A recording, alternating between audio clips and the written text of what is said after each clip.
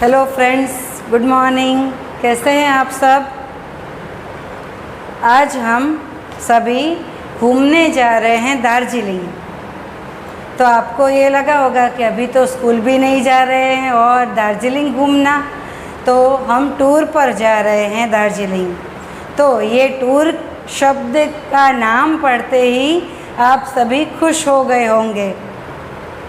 तो हमें आज जो हमारा लेसन है, लेसन नंबर 3 है, सीढ़ीदार खेत। ये टॉपिक है हमारा, ये हमारा टाइटल है लेसन नंबर 3 का। तो उसमें हमें घूमने जाना है, तो हमें मानसिक रूप से ये सोच लेना है कि हम दार्जिलिंग घूमने जा रहे हैं। घर बैठे ही हमें दार्जिलिंग देखना है। तो हम शुरुआत करते हैं ये चैप्टर 3 सीढ़ीदार खेत की। यह जो लेसन है उसमें आपके जैसा ही एक लड़का है जिसका नाम है अमित। वो स्कूल जाता है, तब स्कूल से उसे पता चलता है कि स्कूल की टूर जा रही है, और वो भी दार्जिलिंग। दार्जिलिंग पश्चिम बंगाल का बहुत ही फेमस हिल स्टेशन है। वहाँ पर चाय के बगीचे हैं, वो बहुत ही फेमस है, और काफ़ी हाइट पर होने के कारण ये दार्जिलिंग है, ये इसका जो नेचर है वो बहुत ही खूबसूरत है। तो अमित को जब पता चला कि टूर जा रही है, तब वो बहुत खुश हो गया। आप सब भी खुश हो जाते हैं ना, वैसे ही अमित भी खुश हो गया। और घर पर जाकर उसने अपने पापा को ये बात बताई। तब उसके पापा ने थोड़ा सोचा और बाद में उसको जाने के लिए हाँ कह दी। अमित है वो जो फिक्स अमाउंट थी, जो फीस भरनी थी, वह लेकर स्कूल जाता है और अपने रुपए जमा करवाता है, और इसके बाद वो बेसब्री से टूर के दिन का इंतज़ार करता है और टूर जाती है। अब वह इतना टूर में जब जाता है, तब वहाँ पर दार्जिलिंग में ये जो भी देखना है, नेचर है उसका, वहाँ पर चाय के बगीचे हैं, वो सभी देखते हैं, और इसके साथ काफ़ी सारी डिटेल्स भी हमें देते हैं। तो हम भी चलते हैं दार्जिलिंग। अमित सिलीगुड़ी में रहता था। सिलीगुड़ी वेस्ट बंगाल का एक सिटी है। उसके पापा डॉक्टर होने के कारण बहुत ही व्यस्त यानी कि बिज़ी रहते थे, अतः वे अमित को छुट्टियों में कहीं घुमाने भी नहीं ले जा पाते थे। यानी हॉलीडेज़ है पर अमित घूमने नहीं जा सकता था क्योंकि उसके पापा को छुट्टी नहीं मिल पाती थी। पिछले साल अमित के अध्यापक उसकी कक्षा को टूर पर काजीरंगा लेकर गए थे। पिछले साल स्कूल की टूर में काजीरंगा गए थे। वहाँ पर बहुत ही अच्छा फॉरेस्ट है, लेकिन अमित नहीं जा पाया था। आज कक्षा में अध्यापक जी ने बच्चों को दार्जिलिंग के टूर के बारे में सूचित किया। ऐसे सूचित करते ही सभी विद्यार्थियों खुश हो गए। बच्चों को दार्जिलिंग के टूर के बारे में सूचित किया। इच्छुक विद्यार्थियों ने अपना नियत राशि यानी कि फिक्स अमाउंट साथ जमा करने के लिए 1 सप्ताह का समय भी दिया। टूर शब्द अमित के लिए रोमांच भरा और जिज्ञासा वाला था। कोई भी बच्चों को, बड़े को अगर कहेंगे कि घूमने जाना है, तो सभी खुश हो जाते थे। तो अमित भी खुश हो गया। अतः इस बार अमित ने सोच लिया कि इस बार मैं टूर पर जाऊंगा। स्कूल के बच्चों के साथ दार्जिलिंग टूर पर वह अवश्य जाएगा, इसने सोच लिया। परंतु समस्या यह थी कि दार्जिलिंग जाने के लिए पापा क्या कहेंगे। शाम को क्लिनिक से आते ही चाय पीने लगे। पापा चाय पीने लगे। तब अमित ने सोचा कि यह उचित समय है, पापा फ्रेश हो गए हैं तो फ्रेश माइंड है, तो अभी मैं अपनी बात कर देता हूँ तो शायद मना नहीं करेंगे। पापा पापा आप मना तो नहीं करेंगे? बेटा किस बात के लिए? पापा हमारी कक्षा के बच्चों को टूर पर दार्जिलिंग ले जा रहे हैं, मैं भी टूर पर जाना चाहता हूँ। अमित ने अपनी बात कह दी। ठीक है, सोचूंगा। कितने बच्चे जा रहे हैं? पापा ने पूछा। पापा कक्षा के अधिकतर बच्चे जा रहे हैं, प्लीज़ मुझे भी जाने दीजिए ना। थोड़ी देर तक अमित के पापा सोचते रहे, फिर उन्होंने अमित को आज्ञा दे दी। अमित को परमिशन मिल गई। अब अमित खुश था।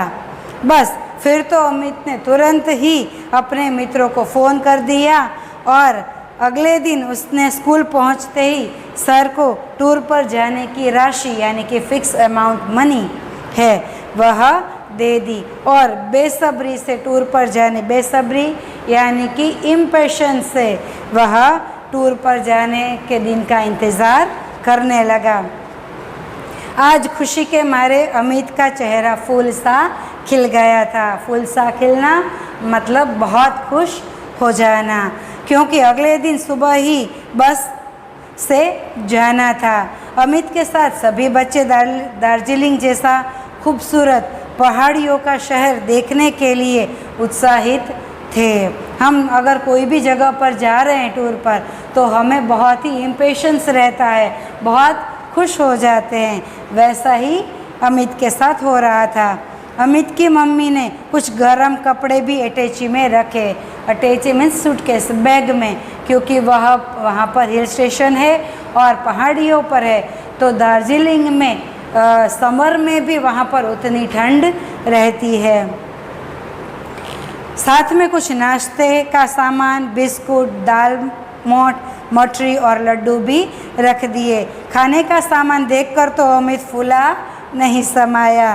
टूर पर जाने के उत्साह के कारण सुबह सुबह जल्दी उठ गया। वैसे हमें स्कूल पर जाना हो तो हमें मम्मी को उठाना मम्मी हमें उठाती है, पर हमें टूर पर जाना हो तो हमें किसी को जगाना नहीं पड़ता।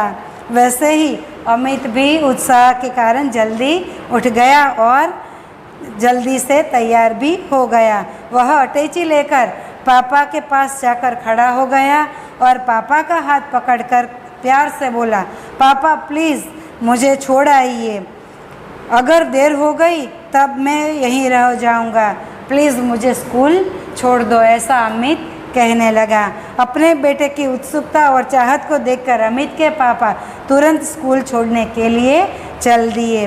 रास्ते भर में अमित के पापा ने समझाते हुए कहा कि बेटा ज़्यादा शैतानी मत करना, टीचर के साथ रहना, उनका कहना मानना, पहाड़ों की ज़्यादा ऊंचाइयाँ चढ़कर नीचे मत झांकना, गर्म कपड़े पहनने रखना और अकेले कहीं मत घूमना। ऐसी एडवाइस अमित के पापा ने दी। हम भी अगर कहीं बाहर जाते हैं तो हमारे पेरेंट्स हैं, टीचर है, वह हमें कई सारी एडवाइस देते हैं। स्कूल पहुंचकर अमित ने देखा कि बस तो तैयार खड़ी थी। सर कुछ कुछ बच्चों के साथ स्कूल बस में बैठे थे। कार से उतरकर अमित झटपट अटैची लेकर बस में बैठ गया। सब बच्चों के बस में बैठते ही बस चल दी। अपने विद्यार्थी जीवन में अमित पहली बार ऐसी कोई टूर पर जा रहा था। सर ने बच्चों को कुछ बातें सावधानी बरतने के लिए समझाई। फिर बच्चों को खाने के लिए मठरी एवं बिस्कुट छोटी छोटी थैलियों में डालकर दिए। खाने के बाद गाने का कार्यक्रम शुरू हो गया। अक्सर हम टूर पर जाते हैं तब खाना पीना गाना ऐसी मौज मस्ती होती है। किसी ने कविता गाई, किसी ने गीत गाया, किसी ने गज़ल सुनाई। इसी तरह बस का सफ़र चलता रहा। सभी बच्चों को मज़ा आ रहा था। सर बच्चों का मनोरंजन करवाते रहते थे। बस मैदान पार करके कब पहाड़ों पर आ गई पता ही नहीं चला। वह बस है, वह दार्जिलिंग की पहाड़ियों पर चढ़ने लगी। इसका पता तब चला जब दार्जिलिंग की टेढ़ी मेढ़ी जो सड़कें हैं उसका रास्ता लहराती बलखाती ऐसा रास्ता दिखने लगा। रास्ता में सीढ़ीदार खेत दिखाई दे रहे थे। सीढ़ीदार खेत इसका मतलब क्या है? इसका मतलब है कि स्टेप वाइज वहाँ पर फार्मिंग होती है। हमारे यहाँ गुजरात में समतल ज़मीन है, जो हमारे यहाँ खेती होती है वो समतल ज़मीन पर होती है। तो जहाँ पर पहाड़ियों का इलाका है, पहाड़ियाँ हैं जो विस्तार में, वैसी जगह पर ऐसे सीढ़ीदार खेत होते हैं, स्टेप वाइज होते हैं, तो वहाँ पर चाय की खेती होती है। तो ऐसा दार्जिलिंग है और हिमाचल प्रदेश भी है, उत्तराखंड है, वहीं के कई विस्तारों में ऐसी चाय की खेती होती है। रास्ते में सीढ़ीदार खेत दिखाई दे रहे थे, हमें चित्र में देखना है कैसी। यहाँ पर हमें दिखाई दे रहा है कि यहाँ पर सीढ़ीदार फार्मिंग है। ऐसे सीढ़ीदार खेत बच्चों ने पहली बार देखे थे। ऐसे हरे भरे खेत देखकर बच्चे उछल पड़े और सभी को क्यूरियोसिटी होने लगी कि हमने पहले ऐसे नहीं देखा है। अगर तो हमें क्यूरियोसिटी होती है कि यह कैसी फार्मिंग है। बच्चों के चाय हरे भरे सीढ़ियों जैसे खेत किसके हैं, ऐसा सर को पूछा। सर ने कहा, बच्चों ये चाय के बागान है, चाय के बगीचे हैं। क्या चाय के और वे भी हरे भरे? हाँ बच्चों, ये सब चाय के बगीचे हैं। सर ने बच्चों को चाय के बागान दिखाने के लिए बस को एक उपयुक्त स्थान पर रुकवा दिया। जहाँ पर ये बगीचे थे वहाँ पर बस रुकी। बस के रुकते ही सभी बच्चे सावधानी से उतर गए और बड़े आश्चर्य से चाय के बागानों को देखने लगे। सबसे पहले दीपक ने प्रश्न पूछा, सर चाय की खेती इस तरह क्यों होती है? क्योंकि ये स्टेप वाइज चाय की फार्मिंग होती है। तो दीपक ने पूछा कि इस तरह क्यों होती है? तो सर बताते हैं कि बेटा सर्वप्रथम इसके लिए धूपदार मौसम और पर्याप्त बारिश की ज़रूरत पड़ती है। चाय समतल मैदानों में पैदा नहीं की जा सकती, इसीलिए हमारे यहाँ गुजरात में चाय की फार्मिंग नहीं होती, क्योंकि यहाँ पर ऐसे स्टेप वाइज ऐसा विस्तार नहीं है।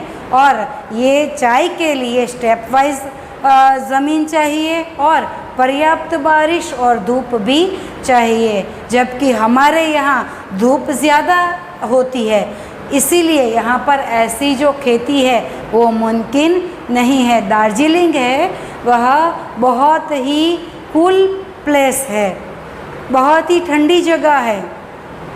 जैसे मैंने कहा कि समर में भी वहाँ पर ठंड रहती है, तो इसी कारण वहाँ पर चाय है उसकी फार्मिंग होती है, क्योंकि वहाँ पर सीढ़ियाँ बनाकर खेती नहीं कर सकते, इसलिए हमारे यहाँ नहीं होती। सर सीढ़ियाँ क्यों बनाते हैं? एक साथ कई बच्चों ने ऐसा प्रश्न पूछा। बच्चों, चाय के पौधे बीजों से तैयार होते हैं। बीज मीन्स सीड्स से तैयार होते हैं। सीड्स पहले डाले जाते हैं, जब पौधा बड़ा हो जाता है वो सीड्स में से पौधा बन जाता है, तब ये सीढ़ीदार जो ढलान वाले खेत हैं उसमें उसको रोप दिए जाते हैं। पहले सीड्स होते हैं, उसमें से पौधे बनते हैं, उसको ये जो ढलान वाली यानी कि ढाल वाली जो जगह है उस पर रोप दिए जाते हैं, और वो भी कुछ अंतर के रहते हुए उसको फार्मिंग करते हैं, क्योंकि अगर वहाँ पर जो पानी रह जाता है फार्मिंग में तो वह चाय है वह नहीं हो सकती। इसीलिए ढलान वाली जगहों पर से पानी है वह एक जगह टिकता नहीं है, पानी है वो नीचे नीचे गिरता रहता है। तो इसी कारण है वहाँ पर चाय की खेती होती है, क्योंकि चाय के पौधों की जड़ों को ठहरे हुए पानी से बचाया जाता है, और इस तरह खेतों में पानी ठहरता नहीं है। ढलान वाली जगह में पानी नहीं ठहरता। आगे बढ़ता ही रहता है। सर, यह बात तो समझ में आ गई, लेकिन एक बात और आश्चर्य की है कि इन चाय की पत्तियों को केवल महिलाएं ही क्यों तोड़ रही हैं? यहाँ कोई पुरुष क्यों नहीं है? अमित बोला। क्योंकि सभी जगह पर उसने देखा कि सभी लेडीज़ ही हैं, इसीलिए अमित ने ये प्रश्न पूछा। ये जो चाय की पत्ती है वो बहुत ही नरम होती है, इसीलिए इसको लेडीज़ ही तोड़ती हैं। हाँ बच्चों, यह खास बात यह है कि पुरुष इन पत्तियों को नहीं तोड़ते, क्योंकि चाय की पत्तियाँ नरम होती है और पुरुषों के हाथ है वो सख्त होते हैं। बस इसीलिए औरतें और लड़कियां हैं वह अपने नरम हाथों से इसकी पत्तियाँ तोड़ती हैं। चाय के पौधे 1.5 मीटर से लंबे नहीं किए जाते, छोटे छोटे ही उनको जब होते हैं तभी उसमें से चाय है वह निकाल लेते हैं। जानते हो क्यों? क्योंकि इनकी पत्तियां को फिर तोड़ने में अगर बड़ी बड़ी हो जाती हैं तो ये तोड़ने में बहुत मुश्किल हो जाता है, इसीलिए उसके छोटे छोटे पौधे ही रहते हैं। बीच में ही शरद बोला, सर यह पत्तियां साल में कितनी बार होती है, तोड़ी जाती है? तब सर ने बताया कि यह जो पत्तियां हैं ये हम एक साल में 3 बार तोड़ सकते हैं।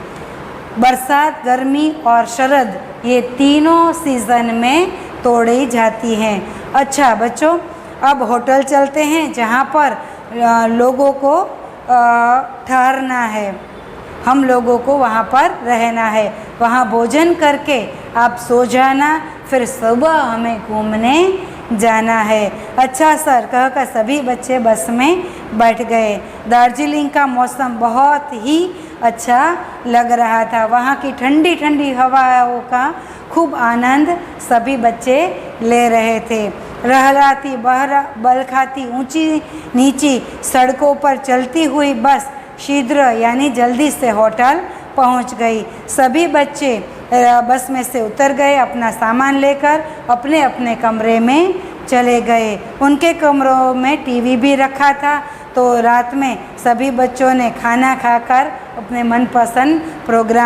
कार्यक्रम भी देखे। उसी समय सर है वह अमित के कमरे में आए और कहा, कल हम लोग एक फैक्ट्री जाएंगे, वहाँ चाय तैयार होती है। ये छोटे जो पौधे हैं उसमें से हरी हरी पत्तियाँ होती हैं चाय की, वह निकाल लेते हैं। बाद में चाय की एक पूरी प्रोसेस होती है, चाय की फैक्ट्री होती है, वहाँ पर ये चाय की पूरी प्रोसेस होती है, वह देखने के लिए जाना है, ऐसा सर ने कहा। अच्छा सर, कहकर थके हुए सभी बच्चे जल्दी शीघ्र ही खाना खाकर सो गए। सुबह 10 बजे तक सभी बच्चों ने स्नान करके तैयार हो गए थे। नाश्ता करके चाय पीकर सर के साथ फैक्ट्री देखने के लिए चलने लगे। जब वे फैक्ट्री पहुँचे तब चाय की पत्तियाँ सुखाई जा रही थी। जब तोड़ी होती है तब ग्रीन होती है, तब उसको सबसे पहले सुखाना पड़ता है। सूख जाने के बाद उसको खमीर उठाने के लिए, खमीर मीन्स उसका फॉर्मेट बनाना पड़ता है। ये फॉर्मेट बन जाने के बाद पानी का छिड़काव होता है और उस पर उसको छोटे छोटे दानों में उसको तैयार किया जाता है, उस सूखी पत्तियों को तैयार किया जाता है। चाय की पत्तियाँ सुखाई जा रही थी, कई पत्तियों पर खमीर उठाने के लिए पानी का छिड़काव किया जा रहा था, कहीं सूखी मुरझाई सूखी पत्तियाँ छानी जा रही थी, उसको छाना जाता है। वहाँ बड़ी चाय और छोटी चाय वह अलग अलग तैयार होती है। आप अगर हमारे घर पर जो चाय होती है उसमें भी देखेंगे तो 2 प्रकार के दाने हैं वो होते हैं। बड़ी चाय भी मिलती है मार्केट में और छोटी चाय यानी कि छोटे दाने वाले और बड़े दाने वाले, ऐसे अलग अलग चाय है वह मिलती है। तो ऐसी पूरी प्रोसीजर से चाय है वह रेडी होती है। अंत में तैयार चाय मशीनों द्वारा डिब्बों में भरी जाती है। डिब्बों में भरने से पहले एक जगह सूखी पत्तियों पर बेलन घुमाया जाता है ताकि ये सभी सामान हो जाए।